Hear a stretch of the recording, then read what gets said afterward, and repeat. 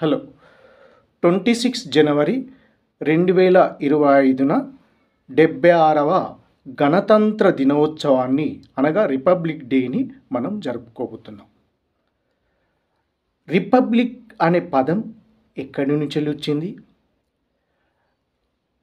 Republic డేని అనగా గణతంత్ర దినోత్సవాన్ని 26 జనవరిన ప్రతి సంవత్సరం ఎందుకు జరుపుకుంటున్నాం? దాని ప్రాముఖ్యత ఏంటి? ఏ దేశాన్ని రిపబ్లిక్ కంట్రీ అని, ఏ దేశాన్ని గణతంత్ర రాజ్యమని అంటారో మనం చూద్దాం. రిపబ్లిక్ అనే పదం లాటిన్ పదాలైన రెస్ పబ్లికా అనే పదాల నుంచి వచ్చింది. రెస్ పబ్లికా అంటే పబ్లిక్ అఫైర్స్. రిపబ్లిక్ అంటే a country without a king or queen, usually governed by elected representatives of the people and a president అని అర్థం. అనగా భారతదేశ పరంగా చూసుకుంటే భారతదేశాన్ని గణతంత్ర రాజ్యమని మనం రాజ్యాంగ ప్రవేశికలో పేర్కొన్నాం. ఏ దేశాన్ని గణతంత్ర రాజ్యం అని అంటే దేశ అధ్యక్షుని అనగా మన రాష్ట్రపతి గారిని వంశపారంపర్యంగా కాకుండా ప్రజలచే ప్రత్యక్షంగా కానీ పరోక్షంగా కానీ ఎన్నుకునే విధానం ఉన్న రాజ్యాన్ని, దేశాన్ని గణతంత్ర దేశం, రిపబ్లిక్ కంట్రీ అంటారు.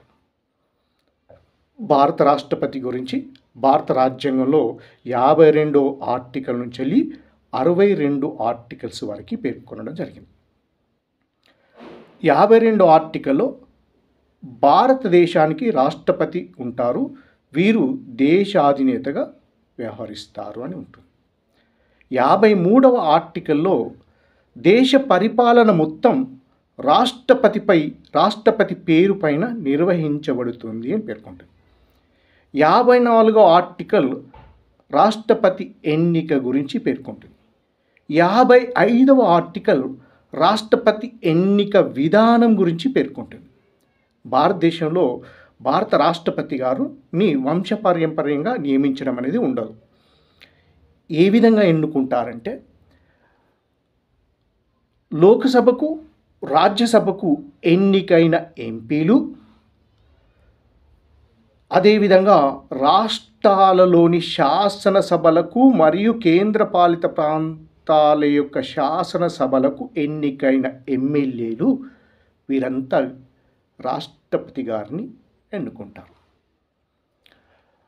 ఒక దేశాన్ని గణతంత్ర రాజ్యం అంటే ఆ దేశానికి అధ్యక్షుడు ఉంటారు, ప్రెసిడెంట్ ఉంటారు, అంటే రాష్ట్రపతి ఉంటారు.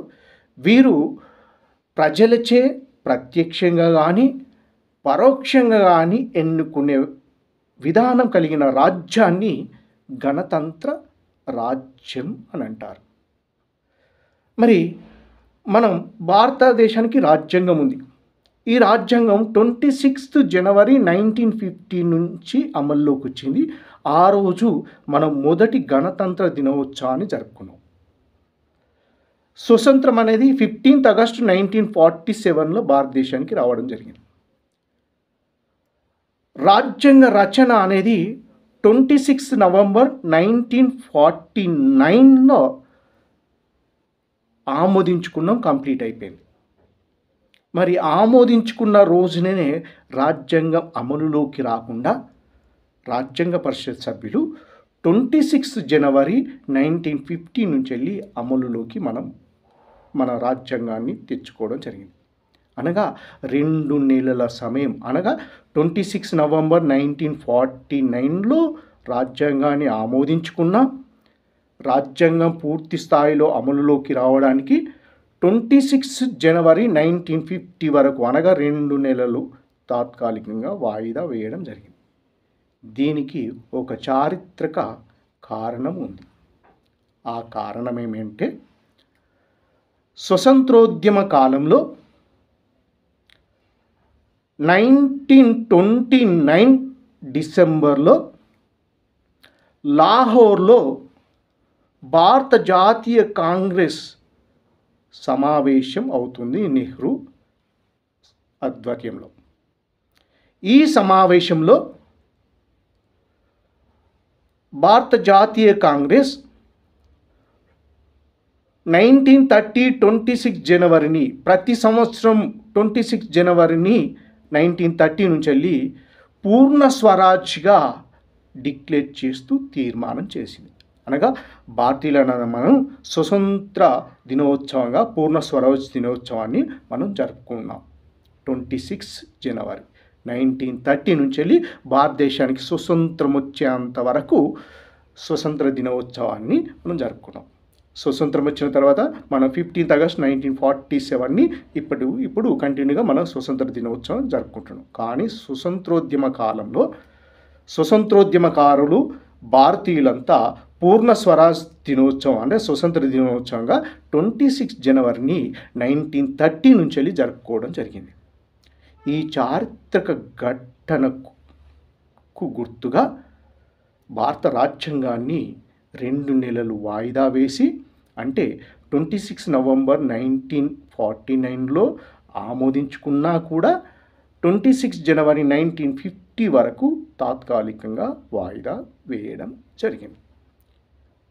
కావున మొదటి గణతంత్ర దినోత్సవాన్ని రాజ్యాంగం పూర్తి స్థాయిలో అమలుకు వచ్చిన తేదీ అయిన 26 జనవరి, అదేవిధంగా పూర్ణ స్వరాజ్కు గుర్తుగా మనం 26 జనవరి 1950 నుంచి వెళ్ళి ప్రతి సంవత్సరం గణతంత్ర దినోత్సవాన్ని రిపబ్లిక్ డేని మనం సెలబ్రేట్ చేసుకుంటున్నాం.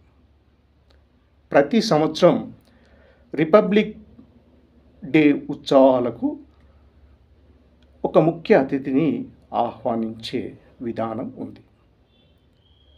ఈ 76వ గణతంత్ర దినోత్సవాలకు ఇండోనేషియా అధ్యక్షుడు ప్రభావో సుబియాంతో గారు ముఖ్య అతిథిగా వస్తున్నారు.